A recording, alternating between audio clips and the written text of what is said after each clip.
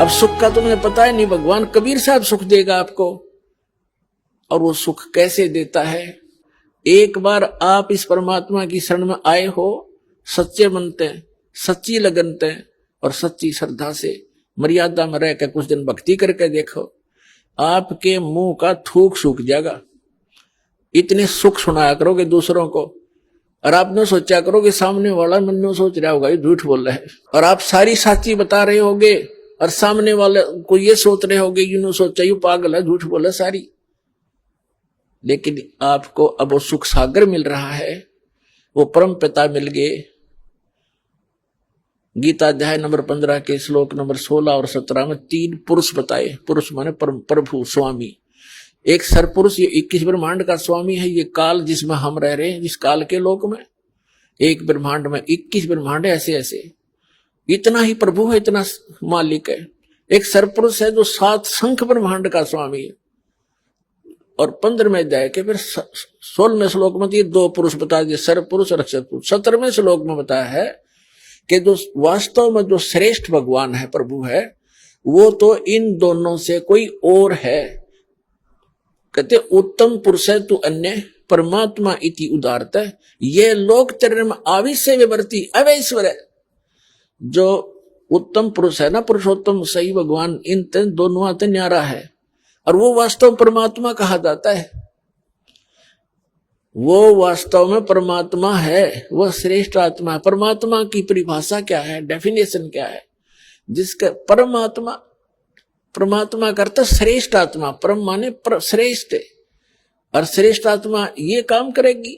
किसी की टांग कट रही, किसी की आंख फूट गई, कोई अंधा हो गया, कोई कैंसर से पीड़ित, किसी का बेटा मर गया, किसी की बेटी मर गई, कुणबे के कुणबे नाश हो गए, यही पता नहीं कब बिजली गिर जाए। तो ये परमात्मा का स्थान नहीं, ये परमात्मा नहीं जहां हम रह रहे हैं।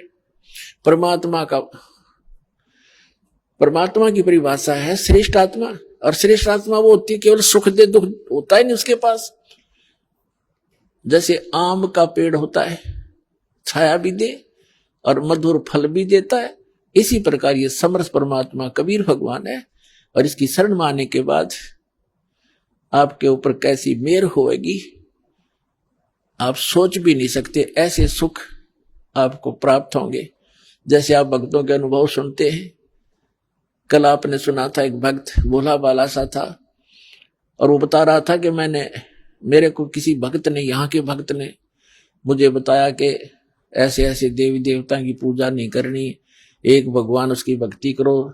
तो मैंने गालियां दी, बहुत बुरा कहा कि हमारी पूजाएं छुटवाता है।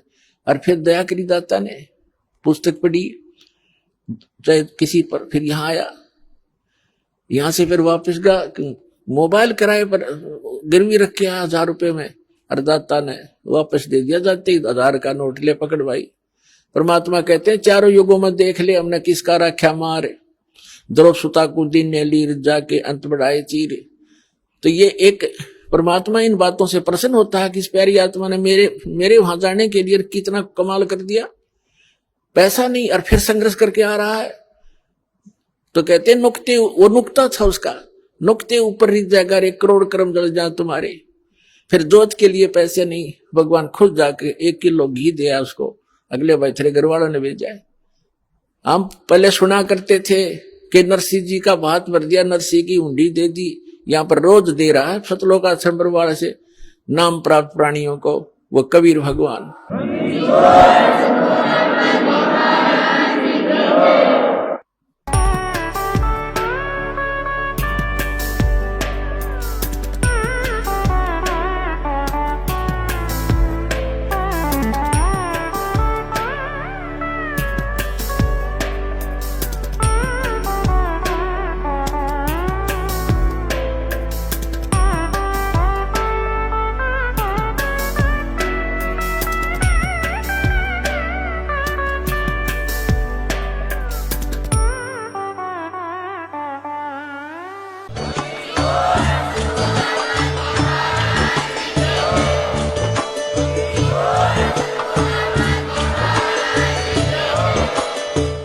सुन रहे थे जगत गुरु तत्वदर्शी संत रामपाल जी महाराज जी के मंगल प्रवचन। अधिक जानकारी के लिए विजिट कीजिए हमारी वेबसाइट www.jagatgururampalji.org। संत रामपाल जी महाराज जी के शुभ आशीर्वाद से पूरे विश्व भर में 500 से भी ज्यादा नाम दीक्षा केंद्र हैं, जिन पर संत रामपाल जी महाराज जी द्वारा ऑनलाइन निशुल्क नाम दीक्षा दी जा रही है। अपने नजदीकी नाम दीक्षा केंद्र का पता करने के लिए संपर्क करें 8222880541।